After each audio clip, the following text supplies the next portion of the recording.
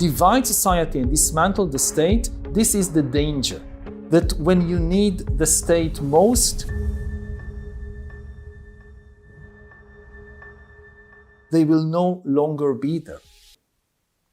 Oh, I'm back, motherfucker.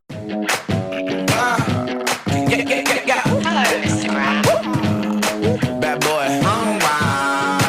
I'm on a mission and I won't stop. No destination. If you were born on the brink of the last century, you had to worry about so many things, but being in a war was none of those. Now, as we enter the post-pandemic world, if you're not actively shot at, chances are you're having a war fought just in front of your doorstep. So why is it all happening now? If we evolved as civilization enough to have dancing to somebody else's music a valuable career choice, and while we definitely have enough food for everyone else, why there are so many wars? To your surprise, the answer is way simpler than we can imagine, but involves a bit of understanding human nature, science, and a bit of math sprinkled on the top. We're also going to see what one of the leading thinkers of our generation, Yuval Noah Harari, has to say about all this. Most peaceful and prosperous era in history, that era is now over. If you're new to this channel, my name is Vladislav Radak. I'm a writer and mathematician, and this is Fabric of Life, a show where we use science and art to answer humanity's most difficult question.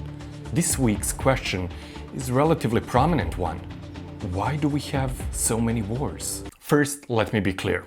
The war is not worth it, not economically. If it was, you would see Warren Buffett first, waving his machete while leading finance bros to one last battle. As a matter of fact, the long period of peace and the significant uprise in quality of life and what came out of it might brought us here. Let me explain you first the unipolar world. After World War II, the idiotic child of world peace, United States, helped build a system to prevent another world war. This system included alliances like NATO and global institutions like United Nations. The US, being the strongest country economically and military, played a leading role in keeping that peace. Countries that joined the order agreed to certain values like protecting human rights, promoting free trade, and avoiding wars for land or power. This system helped create an unusually long period of peace and prosperity in many parts of the world. But while this order achieved a lot, it was not perfect. US started fighting senseless wars that showed all flaws of this world order while promoting huge migrant crises, destabilizing whole regions, resulting in disastrous fumble in Afghanistan. At the same time, the quality of life in Western countries increased so dramatically that having an oven and a toaster was not enough, resulting in videos like this. I have the biggest chain haul I have ever done. I ended up spending $900. Ridiculous. Oh my god!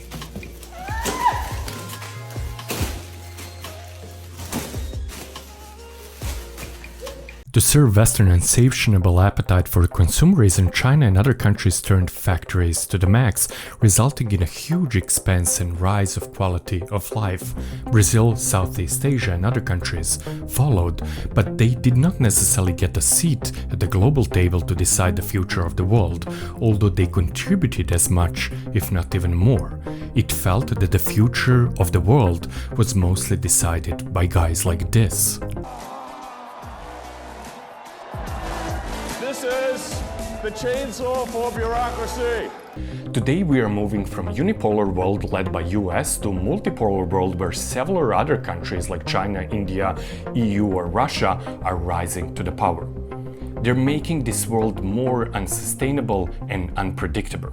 Take for example this. If you're living in a country that it is economically great and you have you and your countrymen great history of work, but no global alliance was asking you what do you think about migration, values, global warming, etc.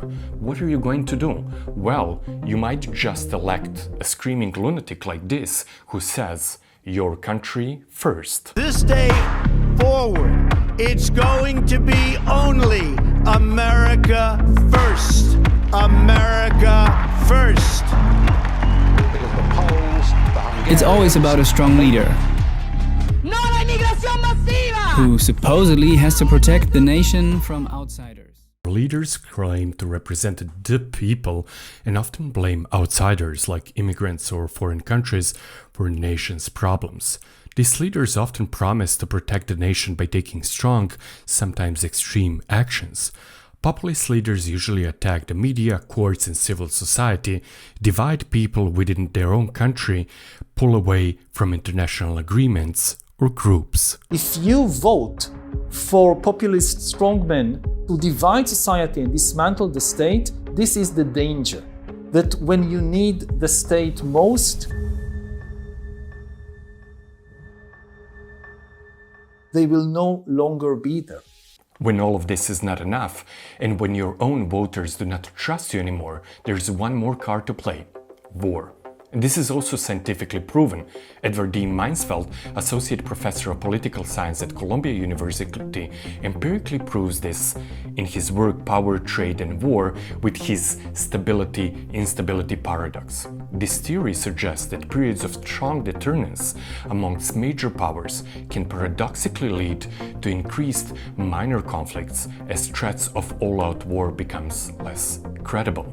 This also brings us to the game theory aspect of it. In today's multipolar world, there are many powerful countries like US, China, Russia and India who compete in the game becomes unstable. Each player makes moves based on what they think others might do. This creates mistrust and leads to preemptive actions like building up armies or invading neighbors just in case. Game theory also shows the danger of security dilemma.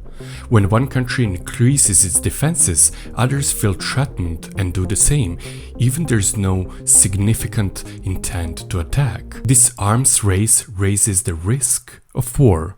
Without clear rules or strong cooperation, countries fall in what we call prisoner's dilemma. Everybody would be better off cooperating, but fear and selfish goals push them toward conflict. This is why, as global cooperation weakens, the chance of war grows. And yeah, there are also dozens of small factors that we had no time to include in this episode, and we can spend another hour covering.